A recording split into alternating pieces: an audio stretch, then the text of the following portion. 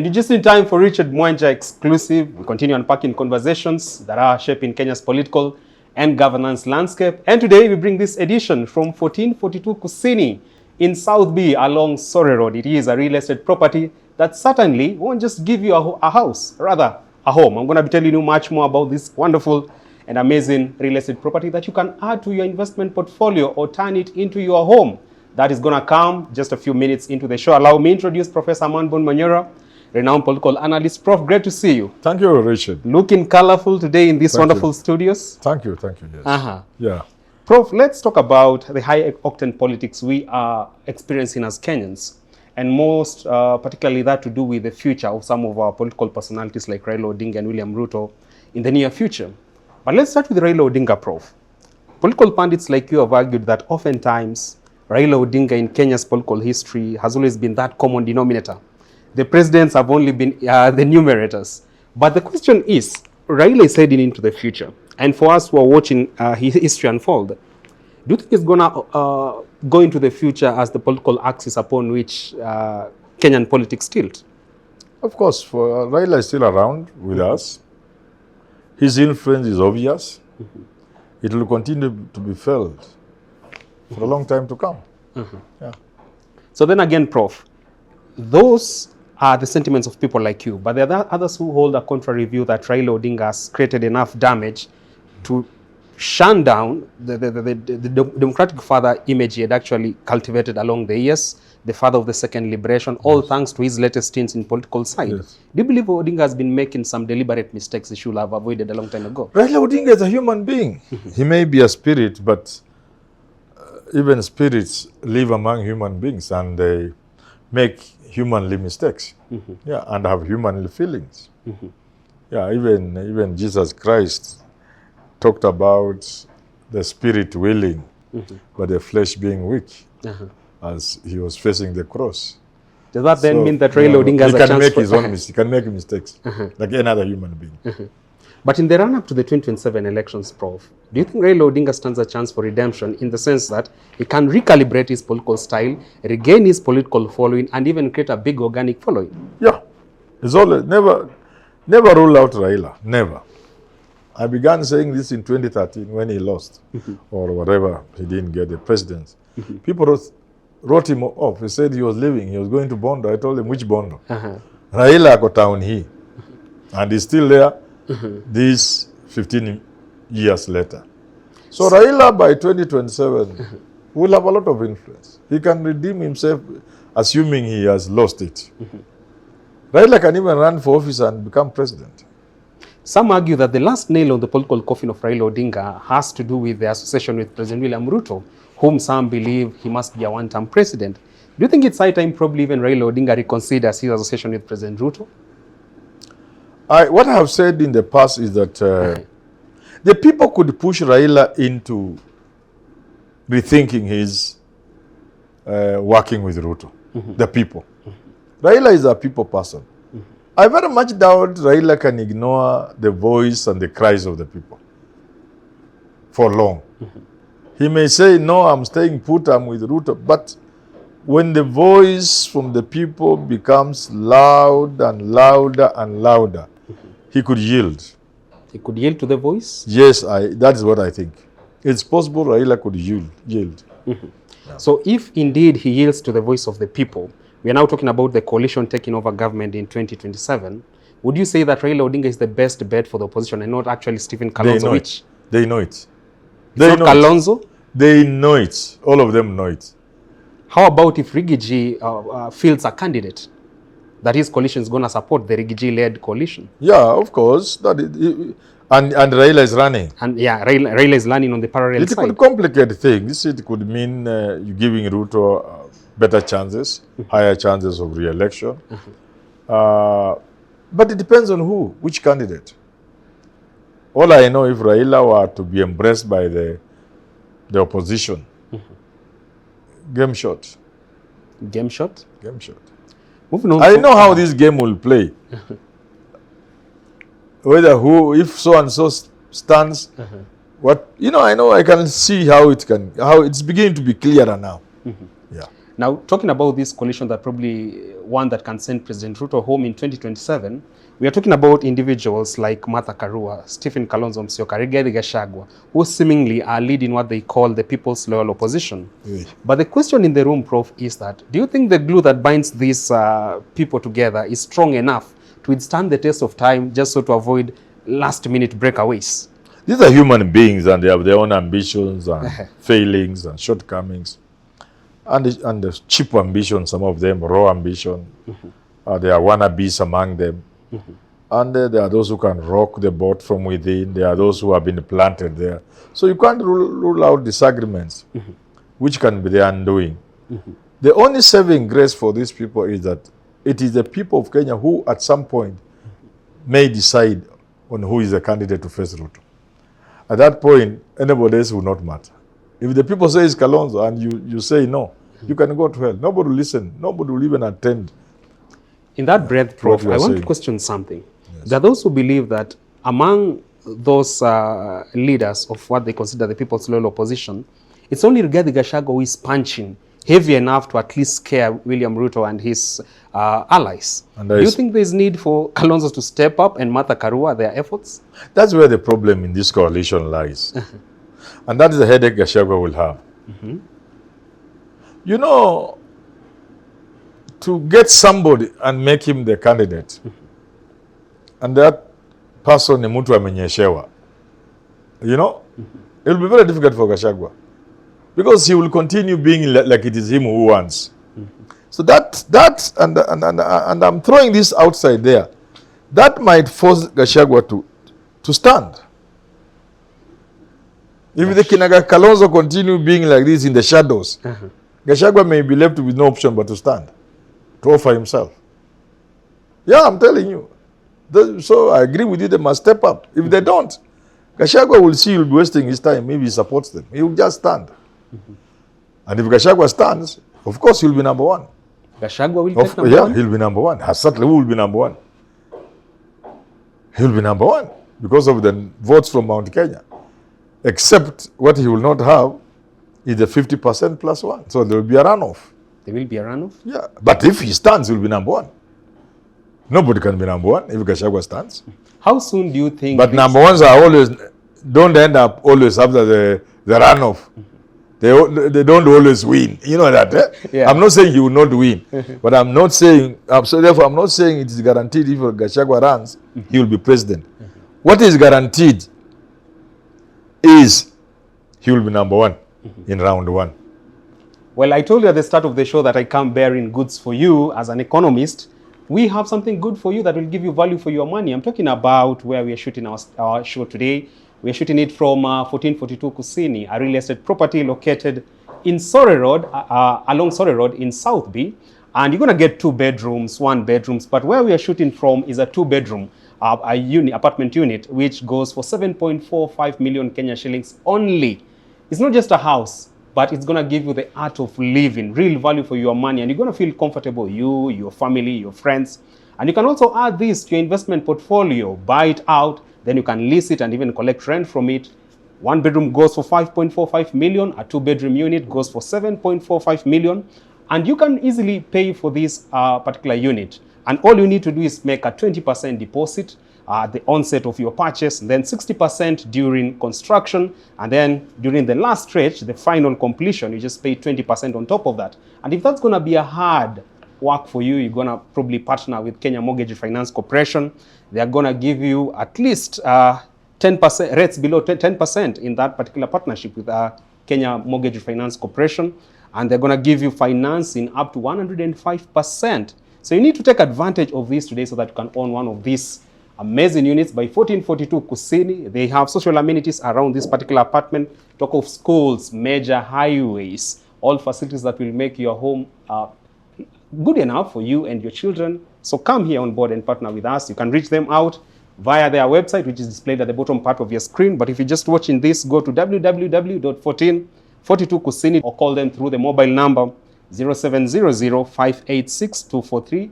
Once again, 0700-586-243. Talk about 1442 Kusini, the indeed art of living. Prof, let's circle back to Mount Kenya politics a bit.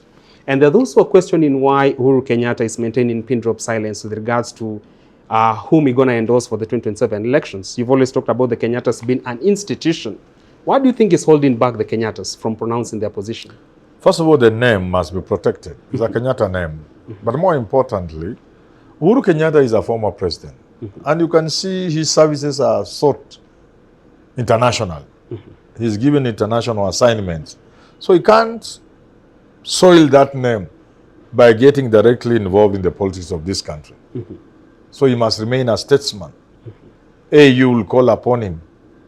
The UN will call upon him. And you've seen him getting this kind of assignments. So that is what may actually keep him. But again, the politics of this country, the politics still evolving as we go to 2027 and 2032. You don't know the interest the Kenyatas have in the presidency. 2027, 32, 37, 42. So you could still be watching and seeing Nginaka ataingia hapo ndani siku moja. First female president. You know it's possible. So you watch. If you get in the mix, then you don't take the advantage of watching from the sidelines. Yeah. It makes sense, Prof. Now, a while back we had this conversation with you and we were talking about the place of narratives in shaping Kenya's political future. And in 2022, it was about the hustlers versus the dynasties. Now, President Ruto seems to be playing the narrative of, I'm going to give you development should you support me. And if I'm your president, I'm going to bring development to your grassroots level. What new narrative do you think the president is going to build up in the run-up to the 2027 elections, just so to win him support? I don't know what new narratives. All I know is that so far the promises are not working. The so-called development from the president is not working. The promises are not working. Whatever he says is not working. So one can only hope that the president has something better to offer the country. That will be good for him and for the country. Yeah. So, Prof, and if you're talking about the opposition, their card at hand right now is we're going to portray President Ruto as the most corrupt leader around and the enemy to Kenya's progress, especially in the development arena. Do you think there's need for the opposition to craft another narrative besides the corruption allegations of President Ruto? Well, you know, corruption alone may not work in a country where corruption is seen as normal. You know that. Theft of public resources is not just seen as normal, it's celebrated. We elect our thieves into high office. You steal, we make you governor. If you are a governor and you steal, we could make you president tomorrow. So I don't think carrying the corruption card may take you far if you want to remove Ruto from office. In any case, a majority of those pointing fingers will also have issues. Yeah. One pointing to Ruto, these others pointing to them. Very few people in this country are clean. In fact, if you are clean, you look like you're abnormal. Yeah. Corruption is celebrated. Yeah. And rewarded, actually. Now that you're talking about the opposition being creative enough and coming up with new campaign strategies or even political strategies, would you say there's need for them to tone down on media interviews, press releases, and come up with a different opposition tactic that can indeed take William Ruto head down? You cannot ignore media. In fact, we are walking into a future where media is almost everything. Media, of course, with its wide interpretation and meaning. And in fact, it's media narratives that are going to determine elections. And we saw a bit of that, and there's more of that coming. In 2022, Ruto created the narratives of hustler, dynasty, you know, that kind of thing. Bottom up. Those are narratives, and they drove him to State House. And it's going to be more than that. So there's no way they can ignore media. All you would say, it should be a multi-pronged approach. You don't rely on the old rallies, dancing on stage, on the rooftops of vehicles, sunroofs, you know, or dancing on stage with uniform. That one is almost overtaken by time. But there will be a bit of rallies. Sure. There will be press conferences. There will be town halls. There will be a mixture of things. Every player will look at which media, which approach best serves them. by understanding the electorate. Indeed. Finally, Prof, we are talking about a nation which seems to be building up rage within themselves, more particularly the electorate. And many would want to understand, Prof, do you somewhat feel that it would take more than just anger to take on President William Ruto in 2027? That anger is not enough to send him home? I've said that and people have attacked me. People say, Manyora, you are looking for a job from Ruto. You see, the problem, let me tell Kenyans today. Sure. I don't watch football, and yet I'm a lawyer. I used to watch football, AFC Leopards, Ingwe. Sure. But I stopped. You know why? Tell me. Those days as a young man, I used to drink. I will be in Pumzika by Isili drinking on such a small, stupid places. And then there will be players there. AFC players, they are drinking with us. Up to past midnight. Then they are fielded the following day. Players. Yeah. There used to be one particularly good player called Tony. Now, the coach has seen he can't put him there. But at some point, he's not been fielded. Young Luya women dance and say, Tony, compose until he's fielded. But this guy left the bar perhaps. So I'm not talking about Tony because some people will blame me. I'm just saying I could see players. Now, the point I'm trying to make, when we lose, and I can see we have lost because these guys have hangovers and they are in the field, the supporters will say, Difari. Referee anaitwa Difari. Yeah. Difari amenunuliwa. Uliona ile offside. I stopped watching football. Completely. I stopped watching football and I have no interest. Same with Kenyan politics. You see guys making a mistake and nobody wants to listen when you point out. This is why you lose. Let's work on it. People say you go the other side. So you see the same thing. So when I tell the opposition, do not underrate Ruto. Don't bank on anger alone. You have to harness that anger. Channel it into action. People say I'm talking for Ruto. So I'm stopping. When I did a video on in June 2019 and said this is why Ruto may win 2022. People in Azimio were very mad with me, including my very close friends. They were very mad with me. And it came to pass. But it came to pass. And I was giving a talk sometimes, just before the elections 2022. Sure. At the Crown Plaza Hotel. Those who were there who invited me will remember. I can even mention they were Luya MPs. And I told them, Ruto will not win this election. He won't. But Raila may also not win it. So somebody asked me, then what are you trying to create? That's what are you saying now? I said Ruto may become president because Raila may lose the election. You see, Ruto does not have to win the election. All it will take Ruto to become president is for Raila to lose the election. And that's what happened. Just that. Raila lost the election, but Ruto did not win the election. So he became president, not because he won the election, but because Raila lost the election. I don't know whether you get what I'm saying. I get the complex matrix. So I will stop talking about the politics of this country because people want to crucify me. Those who think we must hate Ruto. I don't play the politics of hating people. I point out what I'm seeing. So to answer your question, anger alone is not enough. Kenyans are angry today, but they cannot be as angry as we were in 1992. Really? Ask those who are saying anger will remove Ruto. Hiyo ni moto ya Masagari. Watu walikuweko 1991, moto ya Masagari. Ile hasira wa Kenya walikuwa naye dhidi ya Moi mwaka 1991 mpaka uchaguzi wa 92. Sabasaba. If the risk people took those days to go for the Sabasaba rally shows you the anger we have today cannot be compared to the anger of 1992.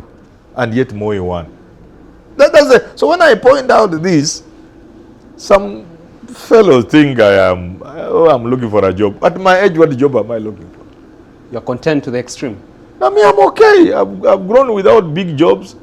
I've lived without money. So Security you think you can You can dangle money to Manyora or a job and I bend like kama miti na peleko na bendera.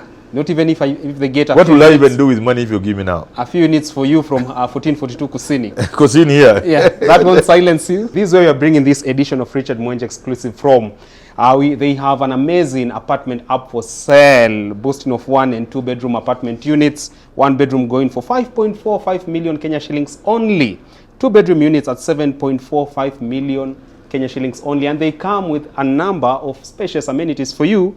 We're talking about backup generator here at 1442 Kusini, CCTV cameras, that is 24-hour security surveillance, underground tank, Dolby area, all en-suite rooms, high ceiling, ample parking, rooftop access anytime you want to access the rooftop. And also the neighborhood here is really, really comfortable for you.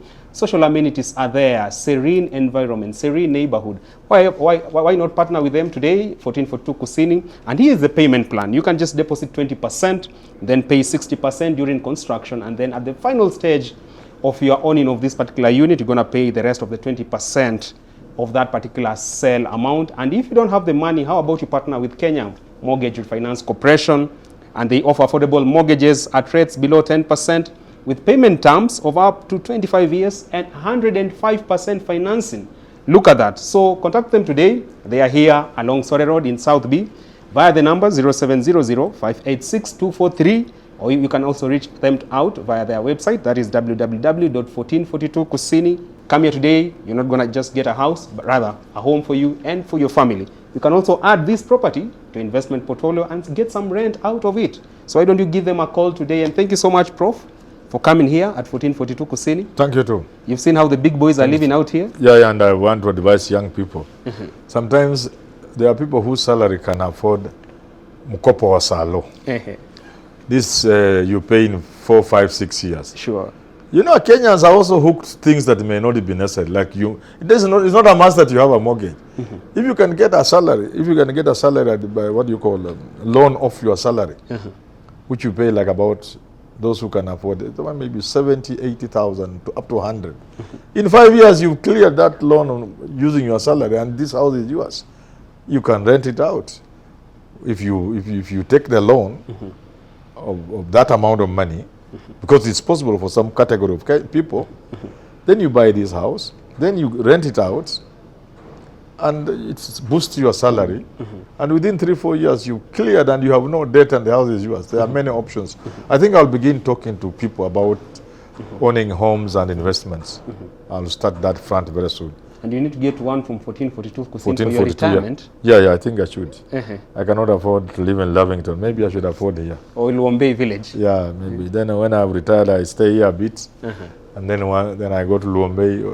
When there's too much village, I come back to Nairobi. Thank you. All right, contact 1442 Kusini today, if not yesterday. Until you get to do this again, Richard Mwenje exclusive. Do enjoy the rest of your viewing.